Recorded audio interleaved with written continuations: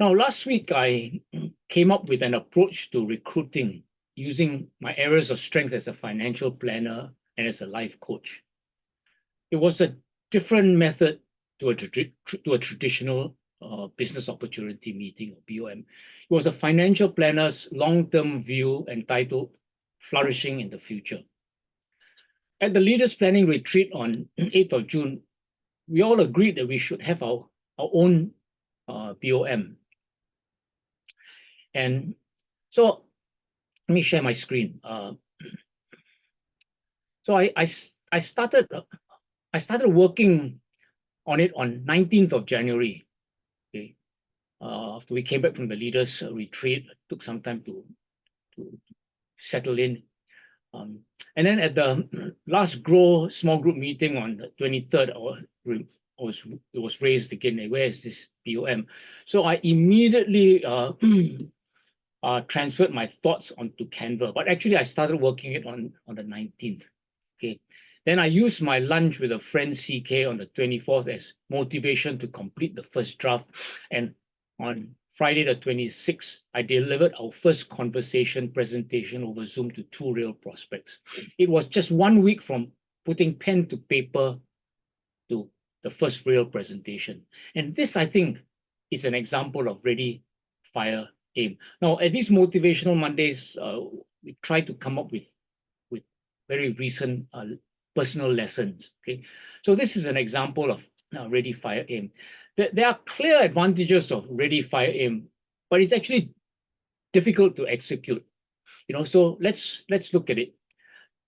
The first difficulty is that we have been brought up to actually Ready, Aim, Fire. Okay, we've been brought up to Ready, Aim, Fire, especially so in a high IQ, left brain, logical, scholar-led country like Singapore. Okay, we got to aim before we fire. And it's true. You look at all these things I very easily got from the internet. Ready, aim, fire, ready, aim, fire, ready, aim, fire, ready. And there are many books on ready, aim, fire. Okay. And Forbes, I read this article in Forbes by a chap called Brian Stolle on how to execute successfully every time, ready, aim, fire. Okay, and he says it's a very old, tried and true adage. This legendarily accepted process of operation works at university, whether shooting a gun, a bow and arrow, playing golf, or leading a team to achieve an objective. Prepare or ready yourself for the intended action, take aim on the objective and goals, and then fire or execute. But I feel that there are times when it is better to ready, fire, aim. Okay. And in marketing, do you know the definition of marketing? Ready, fire, aim. Okay, so we are in marketing a lot. We sort of got a hantam. Okay, so they change it, this slide here. Ready, aim, fire. Change it to put the aim after the fire. This is an article from Forbes by an entrepreneur. Okay, 3 simple words for a more successful startup. And let me just read it to you. No, you don't have to try to read it. It has long been a truism that to hit a target, you must first ready, then you aim, then you fire. What I have found in the world of startups is that you shoot first and aim later.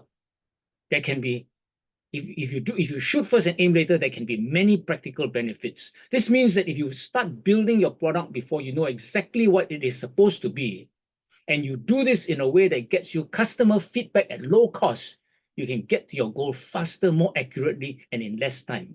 My engineering calls this ready, fire, aim.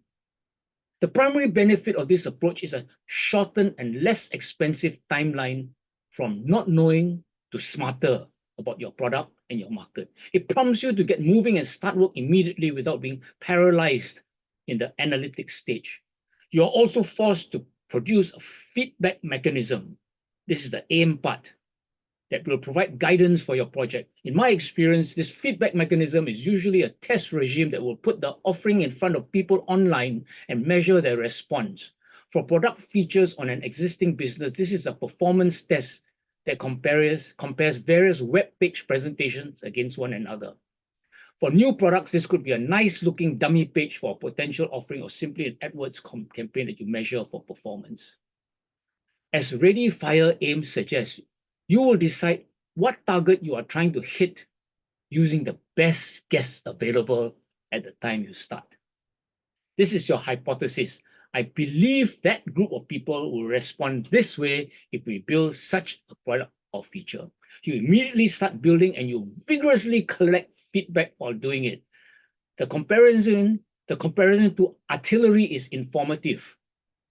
Old school battleships would come equipped with big guns on their decks. To hit a target, they would turn the turret towards the target, set the elevation, and select how many barrels of powder to put behind the projectile. As far as the aiming goes, they are done at this point. The gun will be fired, and you will either hit the target or miss. This can be problematic if the target is moving in unpredictable ways. The first shot will often be nothing more than a targeting aid, to be followed by a second or third shot, which will be required to home in on the target. This wastes time and gunpowder, but it was the best that any navy could do at that time. Okay, we call it, in the army, we call it bracketing. Okay, a bit more to the left is correction. Okay. Now, we have these books on Ready, Fire, Aim. Okay, this book is obviously by an entrepreneur, Michael Masterson. 0 to 100 million in no time flat. Okay, big goals businessmen need, but very, very fast speed. Okay, and then we have this book, and Ready, Fire, Aim, an immigrant's tales of entrepreneurial terror. Now, when you read this title, you can feel the desperation and urgency of an immigrant to get far enough ahead in this new country so that he can bring his family over to join him and then feed them, send them to school in a strange new country. Okay. So I prepared this presentation on Saturday night. The next day, my sixth sense drew me to read Sumiko Tan's article on Dr. Nuba Afayan, the co-founder and chairman of Moderna. Okay. Now he's an Armenian immigrant to Canada. Okay. So this is the amazing thing, okay, of sixth sense. Okay. I found that book about immigrants, and then here is this article on an immigrant. Let me read what part of what he says. Okay. But his immigrant roots have played a role. If you are comfortable in a place where you are accepted and you're totally normal, then you know why bother going to these extremes. It's helped me that I haven't felt that way in my life journey, he says. The big advantage of being an immigrant is that your mindset takes nothing for granted. You realize you have to struggle to do well. You have something to prove, and you adapt. And that adaptive mindset is exactly what you need, it turns out, in doing startups and in doing entrepreneurship and innovation. And we are an innovation business. Okay. In fact, he defines innovation as intellectual immigration. Intellectual immigration. He says, together with my colleagues, we are constantly going to new places. If we were comfortable where we are, we wouldn't have to go to new places, and we are not. But we are not that comfortable as an immigrant. So we got to have an immigrant mindset. And it's his Ready, Fire, Aim approach that got him where he is. He has 100 startups, with him, of which the biggest, most successful one is Moderna. He chooses to be captain of that. So then I had this other book, Ready, Fire, Aim.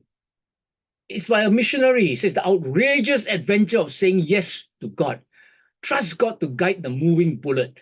Ready, fire before aiming. That's irresponsible advice if you're holding a weapon, but it is often the reality when following God on the journey of faith. Using his story and the first 14 years of Kingdom City as a backdrop, Mark Verghese encourages every reader to embrace the adventure that God comes with, saying yes to God without hesitation. I think this is a bit about the intention plus action plus grace. Okay, but let's not talk about that. But just interesting insight. Okay. Okay, let's use this flourishing in the future presentation as a case study. Okay. So first thing is ready. Okay, so I was aware of the the need. Okay, so ready. I was ready because I was aware of the need. Our need as business builders to have an effective tool to recruit, and also was aware that our many clients need to flourish in the future. Second thing I was aware of my resources. I was aware of my strengths. Okay. So what about fire? Okay. It's difficult to fire because of fear.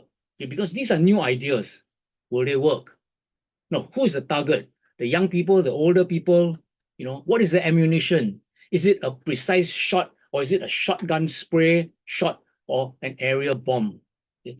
And there's the main thing for me is there's fear that I'm just wasting my time on developing this approach. And time, is a very precious, limited resource. And it's not just me. Okay, let's see what I got when I Googled the word trigger shy and gun shy.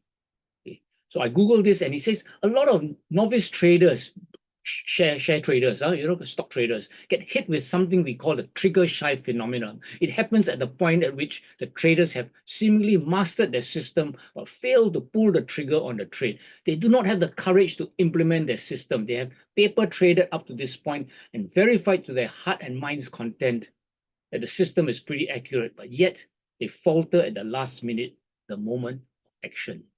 Basically, it all boils down to the willingness to take the risk. And, shyness, this concept of shyness emerges from a few key characteristics of self-consciousness, negative self-preoccupation, low self-esteem, a fear of judgment and rejection.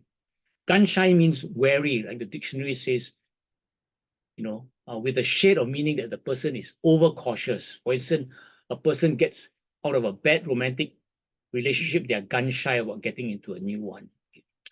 So I needed to fire to start the process of preparation, progress, and perhaps hopefully perfection. And perfection is not critical, but in prospecting, when you're inviting people to a presentation like ours, we usually have only one chance. You invite him to something lousy, what's the chance of him trusting you again? So, there is this pressure of getting it right. And it is this very search for perfection that makes us procrastinate. But when I fire, I get feedback so that I can fine tune. So that's where friends come in. People who will give me information that enables me to track the direction and effectiveness of my shot.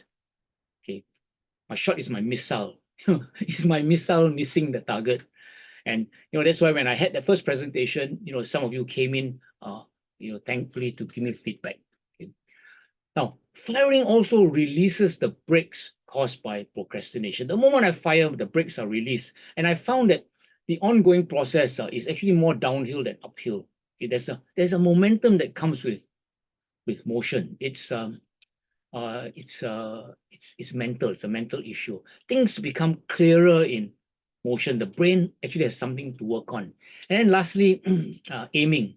Okay, so aiming are the iterations. Every time I review the actual content, when I listen to a video or I read an article and my sixth sense directs me to relevant thoughts and inputs, this happens over time. It just takes time to happen, which is why the earlier I fire, the more time I have to let the draft presentation grow and develop. It's like a book. Okay, the eighth draft will be much better, or maybe completely different from the first draft. Okay, so it's like Isaac. Okay, Isaac is different at 8 months, than he was in his first month. Okay, maybe it's a good illustration. This is 1 month. This is 8 months. Very, very different. Okay, so what is the relevance of ready, fire, aim to your life, to our business? Okay, it's to get us to 10x. Okay, ready, fire, aim means results faster algorithm. It's the results faster algorithm. Is a rapid feedback approach. Okay. How does ready, fire, aim relate to having a 10x goal? Okay, so we are ready as long as we have an attitude of these 5 E's. That means we want to 10x, we want to expand, we want to extend, we want to explode, we want exponential growth, and we want, our life to be exciting. Okay, watching for the grace is very exciting. So as long as we are ready for that, we want 10x, then what happens when we fire? First thing is we need to set that 10x goal.